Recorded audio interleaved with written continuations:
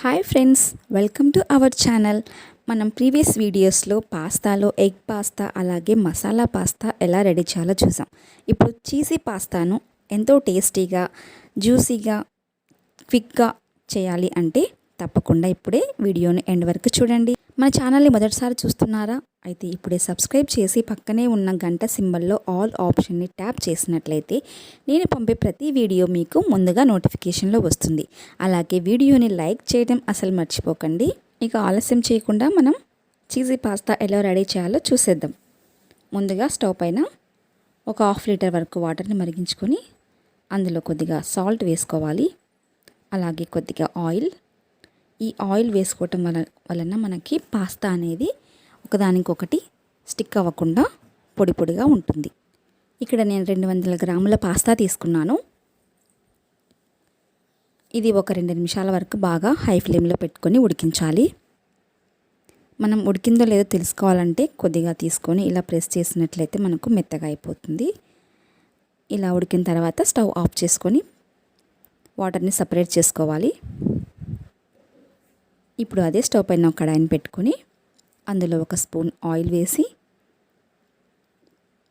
సన్నగా తరిగి పెట్టుకున్న అల్లం ముక్కలు, వెల్లుల్లి ముక్కలు, అలాగే క్యారెట్ ముక్కలు, మీకు స్పైసీగా ఉండాలనుకుంటే ఒక 2-3 గ్రీన్ చిల్లీస్, ఆనియన్స్, బీన్స్ వేసి ఒకసారి బాగా కలుపుకోవాలి.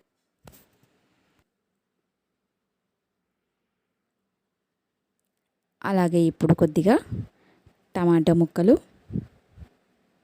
కొద్దిగా సాల్ట్, కొద్దిగా చిల్లీ పౌడర్ వేసి మరి ఒక 2 నిమిషాలు మూత పెట్టి ఉడికించాలి.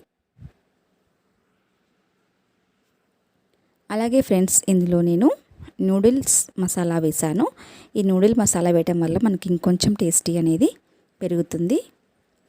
ఇప్పుడు పాస్తాను ఉడికించి పక్కన తీసుకున్న నీళ్ళని కూడా కొన్ని వేసి అలాగే దీంట్లో చీజ్ సన్నగా కట్ చేసుకున్న చీజ్ స్లైసెస్ని ఒక 4 వేసి మూత పెట్టి ఒక 2 నిమిషాలు ఉడికించాలి.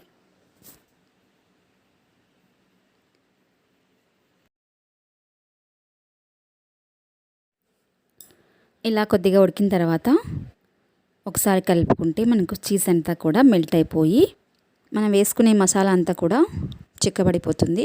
కావాలి అనిపిస్తే ఇంకొద్దిగా వాటర్ యాడ్ చేసుకోవచ్చు. పాస్తా వాటర్ పక్కన తీసి పెట్టుకున్నాం కదా, ఆ వాటర్ కూడా యాడ్ చేసుకోవచ్చు. మనకు ఎంత జ్యూసీగా ఉండాలి అంటే అంత వాటర్ యాడ్ చేసుకోవాలి. ఇప్పుడు ఇందులో కొద్దిగా పంచదార, సగం నిమ్మకాయ బద్ద ఇలా పిండుకొని ఒకసారి కలిపి ఇప్పుడు మనం ముందుగా ఉడికించి పక్కన పెట్టుకున్న పాస్తా అంతా కూడా ఇందులో వేసుకొని మనం వేసుకున్న ఈ మసాలా చీజ్ అంతా కూడా పాస్తాకు పట్టేలాగా బాగా మిక్స్ చేసుకోవాలి. అంతే ఫ్రెండ్స్, ఎంతో టేస్టీ చీజీ పాస్తా రెడీ అయిపోయింది. మీకు ఈ వీడియో నచ్చినట్లయితే ఇప్పుడే ఒక లైక్ చేయండి. అలాగే మన ఛానల్ని ఫస్ట్ టైం చూస్తున్నారా? సబ్స్క్రైబ్ చేసి పక్కనే ఉన్న గంట సింబల్లో ఆల్ ట్యాప్ చేసినట్లయితే మన ఛానల్లో వచ్చే ప్రతి వీడియో కూడా మీకు ముందుగా నోటిఫికేషన్లో వస్తుంది. Thank you for watching.